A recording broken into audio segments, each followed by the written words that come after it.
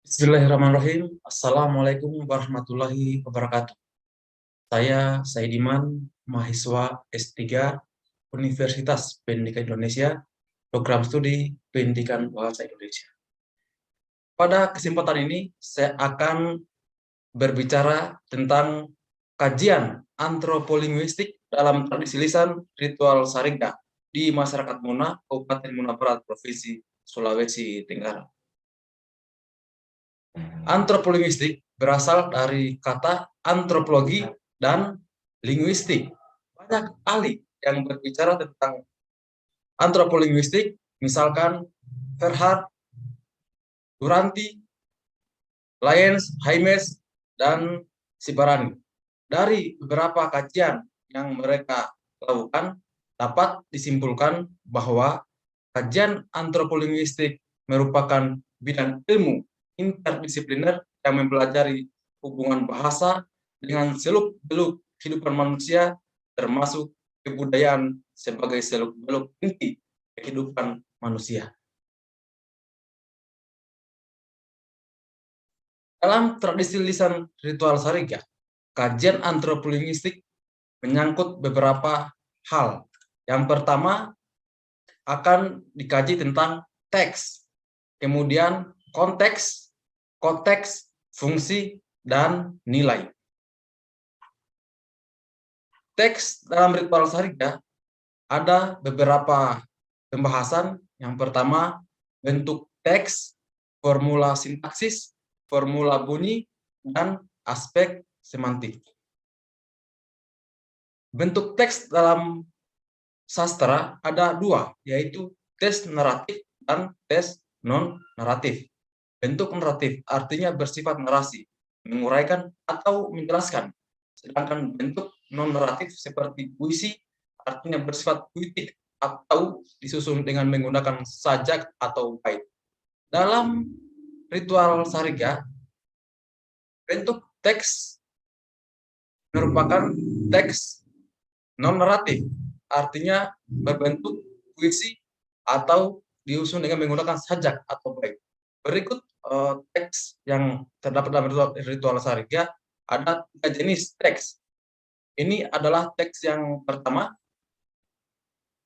ini adalah teks yang kedua, dan ini adalah teks ketiga. Jadi dapat disimpulkan bahwa teks dalam ritual Saringga berbentuk teks non-naratif.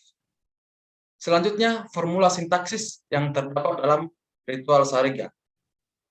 Jika dianalisis berdasarkan struktur sintaksis, maka teks ritual Saringga dianalisis berdasarkan fungsi sintaksis, kategori sintaksis, dan peran sintaksis.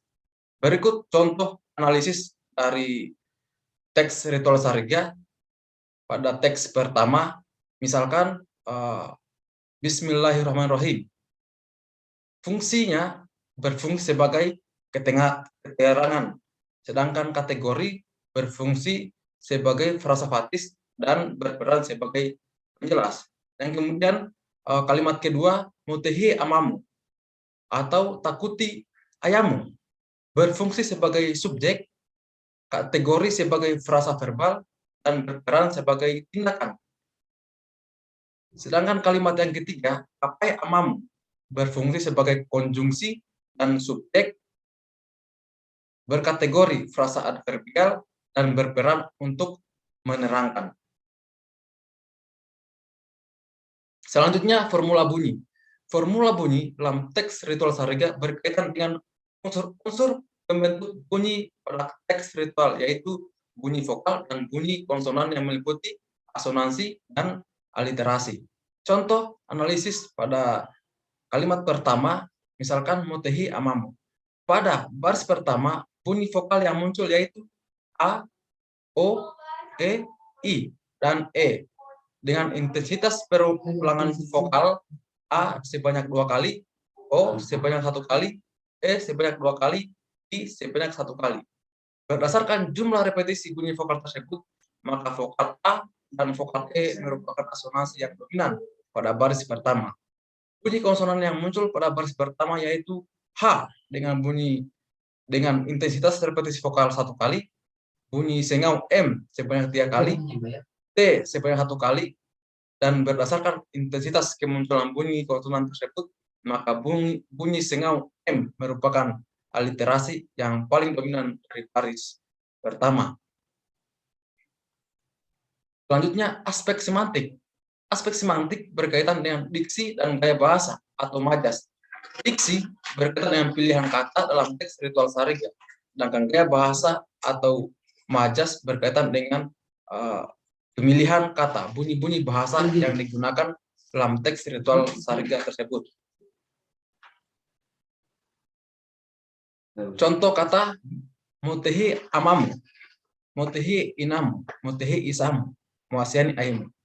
Pada teks tersebut, gaya bahasa yang digunakan adalah gaya bahasa repetisi, di mana terjadi pengulangan kata pada setiap awal kalimat yang ada di kolom pertama hingga pada kolom ketiga. Pengulangan kata tersebut dapat pada kata motehi amamu, motehi inamu, motehi isamu. Dari setiap kata tersebut, gaya bahasa yang digunakan adalah gaya bahasa repetisi anafora. Kata tersebut dimaksudkan untuk menegaskan agar anak-anak yang mengikuti proses ritual Sariga takut dan taat kepada kedua orang tua mereka serta kakak mereka.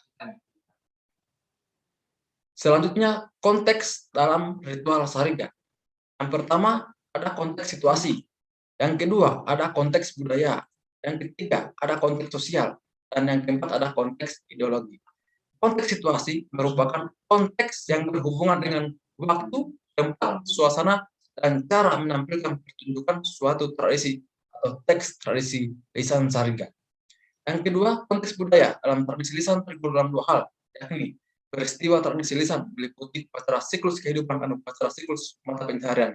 Dalam teks ritual Sariga, dalam pertunjukan ritual Sariga, dia masuk dalam peristiwa yang meliputi siklus kehidupan, di mana ritual Sariga bertujuan untuk sebagai pengobatan tradisional dalam masyarakat Muna, yaitu dalam hal ini sebagai upacara siklus kehidupan. Sedangkan konteks sosial merupakan konteks yang berhubungan dengan faktor-faktor dan sistem sosial yang dapat mempengaruhi tradisi lisan. Pelaksanaan ritual Sariga, konteks sosial tersebut dipengaruhi beberapa faktor, yakni jenis kelamin, strata sosial, kelompok etnik, tempat peristiwa, tingkat pendidikan, dan usia peserta tradisi. Jenis kelamin yang terlibat dalam pertunjukan ritual Sariga adalah antara anak laki-laki dan perempuan. Tidak boleh hanya satu saja, keduanya harus terpenuhi. Sedangkan strata sosial dalam pelaksanaan ritual Sariga tidak melihat strata sosial tersebut. Apakah dia merupakan anak pejabat, anak petani, atau anak orang kaya, bahkan anak orang miskin. Dalam pelaksanaan ritual Sariga tidak melihat strata sosial. Akan tetapi, siapapun dia, jika dia masyarakat Muna dan memiliki hubungan keluarga dalam proses ritual Sariga, maka dia berhak melaksanakan ritual tersebut. Kelompok etnik yang terlibat dalam pelaksanaan ritual Sariga adalah khusus etnik masyarakat Muna. Tempat peristiwa yang terjadi dalam ritual Sariga ada yang dilakukan di rumah dan di lapangan terbuka. Ketika proses memandikan anak-anak itu terjadinya di atas rumah. Sedangkan proses pertunjukan lainnya, misalkan membuang sampah, membuang makanan, membuang bahan-bahan yang digunakan dalam proses ritual Sariga, itu terjadinya di lapangan disertai dengan silat Muna, sehingga banyak masyarakat yang ikut menyaksikan proses ritual Sariga tersebut. Tingkat pendidikan dalam pelaksanaan ritual Sariga tidak melihat apakah berpendidikan tinggi atau berpendidikan rendah, tapi jika dia masih merupakan masyarakat Muna dan yang melaksanakan ritual tersebut adalah keluarganya, maka ia berhak untuk ikut dalam ritual tersebut. Dan yang terakhir adalah usia peserta tradisi. Usia peserta tradisi yang terlibat dalam ritual Sariga adalah usia antara 1 sampai 6 tahun. Hal tersebut dibolehkan untuk mengikuti proses ritual Sariga. Dan jika melebihi usia tersebut atau belum cukup dari usia tersebut, maka tidak diperbolehkan untuk mengikuti prosesi pertunjukan ritual Sariga. Yang keempat, konteks ideologi. Konteks ideologi dalam ritual Sariga berkaitan dengan keyakinan dan kepercayaan masyarakat serta pelaku adat yang memimpin prosesi ritual ketika memandikan anak-anak dengan membacakan kata-kata dalam air yang berupa dua. Lalu air tersebut dimandikan kepada anak-anak yang mengikuti prosesi ritual. Jadi konteks ideologi ini berangkat dari kepercayaan masyarakat bahwa dengan adanya upacara ritual tersebut, mereka meyakini bahwa anak tersebut akan menjadi sehat dan menjadi anak-anak yang berguna bagi bangsa dan negara. Selanjutnya, konteks dalam ritual Sariga. Konteks dalam ritual Sariga ada 4. Yang pertama, konteks paralinguistik, konteks kinetik, konteks proksemik, dan konteks material. Konteks paralinguistik dalam ritual Sariga berupa unsur kebahasaan yang menunjang dan mendampingi unsur teks verbal yang meliputi intonasi, aksen, jeda, dan tekanan. Intonasi yang berkaitan dengan teks ritual Sariga, misalkan pada teks kono kabenge bengea. Nah, kono kabenge benge a. 1 1 1 1 1 1 2. Nah, pada kata terakhir itu ada kenaikan bunyi, yaitu di angka 2. Yang sebelumnya 1. Kono kabenge bengea. Yang kemudian berkaitan dengan aksen. Aksen dalam teks ritual Sariga berkaitan dengan budaya masyarakat itu sendiri. Misalkan kalimat motehi amamu diucapkan sebagai motehiye amamu. Itu mengalami kekentalan. Misalkan jadi motehiye menjadi motehiye, motehiye, motehiye amamu, motehiye amamu. Kemudian pada jeda dalam teks ritual Sariga, misalkan kono kabenge bengea, kono kabenge bengea, kono kalau lolua, kono ko kanda-kanda, kono ko kepe-kepe, nola pasi mau katuturang. Sama pemimpinnya di mana? Selanjutnya, konteks kinetik dalam pertunjukan ritual Sariga berkaitan dengan gestur atau gerak tubuh yang dilakukan oleh tokoh seperti gerakan tangan, angkat kepala, meniup air, gerakan badan, menunduk, ekspresi wajah, dan gerakan tubuh lainnya yang memberikan makna tertentu oleh para tokoh adat tersebut. Gestur tersebut memiliki makna dan fungsi tertentu dari para pelaku adat. Jadi antara pelaku adat yang satu dengan pelaku adat yang lain dalam pelaksanaan ritual Sariga ada gestur-gestur tertentu yang dilakukan sebagai tanda bahwa misalkan mengaukkan kepala. Mengaukkan kepala artinya bahwa kegiatan tersebut boleh dimulai. Kemudian gerakan badan, ada gerakan badan, gerakan tangan. Semua memiliki fungsi dan makna tersendiri pada saat prosesi pelaksanaan ritual Sariga. Yang ketiga adalah konteks proksemik. Konteks proksemik dalam pertunjukan ritual Sariga berkaitan dengan penjagaan jarak antar pelaku dalam pertunjukan ritual Sariga, antar pelaku dan penonton, dan antar penonton ketika pertunjukan ritual Sariga berlangsung. Konteks proksemik ini berkaitan dengan penjagaan jarak antar pelaku dan penonton, antar pelaku, antar penonton dan masyarakat dan pelaku tradisi. Jadi konteks proksemik membatasi hal-hal tersebut.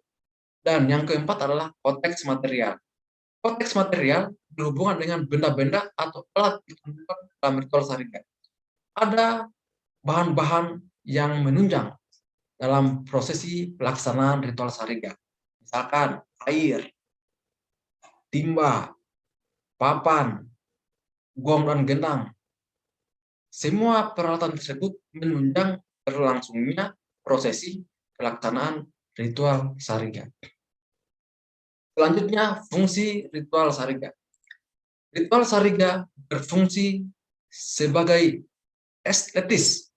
Fungsi estetis berkaitan dengan keindahan dalam hubungan yang harmonis, hubungan yang damai, hubungan yang tolong-menolong. Sehingga dalam proses ritual Sariga ini antar masyarakat dengan masyarakat yang lain tercipta hubungan kekerabatan, kedamaian, dan keharmonisan tersebut. Yang kedua, fungsi pragmatis. Fungsi pragmatis dalam pelaksanaan ritual Sariga berfungsi untuk memenuhi kebutuhan naluri manusia ketika anak-anak mereka sakit, dan kemudian orang tua pada saat itu berniat untuk uh, menyembuhkan anaknya, dan ketika anaknya sembuh, sehingga uh, naluri pragmatisnya ini lahir untuk melaksanakan pertunjukan ritual Sariga. Yang ketiga adalah etis. Fungsi etis berkaitan dengan muatan normatif, berkaitan dengan perilaku manusia, berkaitan dengan etika dalam kehidupan sehari-hari manusia yang ada di masyarakat Muna. Jadi diatur dengan namanya fungsi etis. Ritual Sariga melahirkan fungsi etis. Dan yang keempat adalah fungsi historis. Fungsi historis berkaitan dengan sejarah atau masa lampau dalam pelaksanaan ritual Sariga. Ritual Sariga merupakan warisan leluhur nenek moyang masyarakat Muna yang berlangsung sejak ratusan tahun yang lalu. Artinya bahwa sejak ratusan tahun yang lalu, masyarakat Muna sudah memeluk agama Islam. Sehingga dalam proses pelaksanaan ritual Sariga ini sampai hari ini berlangsung dengan Islami. Artinya bahwa masyarakat Muna, leluhur masyarakat Muna sejak dahulu sudah memeluk agama Islam. Kemudian nilai dalam ritual Sariga. Ada beberapa nilai dalam pelaksanaan ritual Sariga. Yang pertama adalah nilai religi, nilai pendidikan, nilai kekeluargaan, dan nilai kegotong royongan.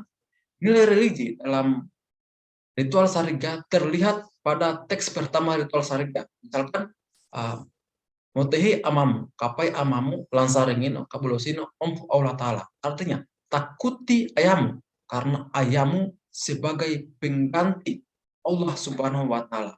Anak-anak dididik atau diberitahu bahwa untuk menghargai orang tuanya, ayahnya diibaratkan sebagai Allah Subhanahu wa Ta'ala, ibunya diibaratkan sebagai Nabi Muhammad, kakaknya diibaratkan sebagai malaikat, dan adiknya diibaratkan sebagai mukminin. Artinya bahwa terdapat nilai religi dalam proses pertunjukan ritual Sariga. Yang kedua, nilai pendidikan. Nilai pendidikan yang lahir dalam ritual Sariga adalah nilai yang berkaitan dengan mendidik anak-anak agar mereka senantiasa menghargai kedua orang tuanya, menghargai adik-adiknya, menghargai kakak-kakak, dan juga menghargai masyarakat banyak secara keseluruhan. Itulah nilai-nilai pendidikan yang tercantum dalam ritual Sariga. Dan kemudian nilai kekeluargaan. Nilai kekeluargaan dalam ritual Sariga dapat terlihat ketika pertunjukan ritual Sariga berlangsung. Banyak warga yang kemudian datang membantu, datang menolong untuk berlangsungnya ritual tersebut. Dan yang keempat adalah nilai kegotong royongan.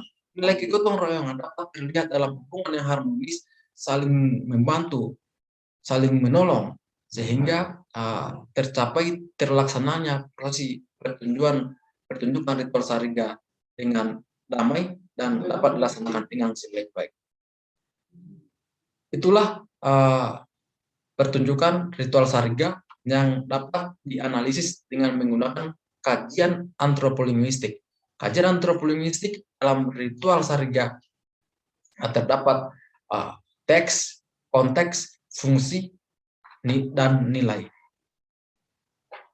Sekian dan terima kasih apa yang saya paparkan pada kesempatan ini. Semoga bermanfaat untuk kita semua.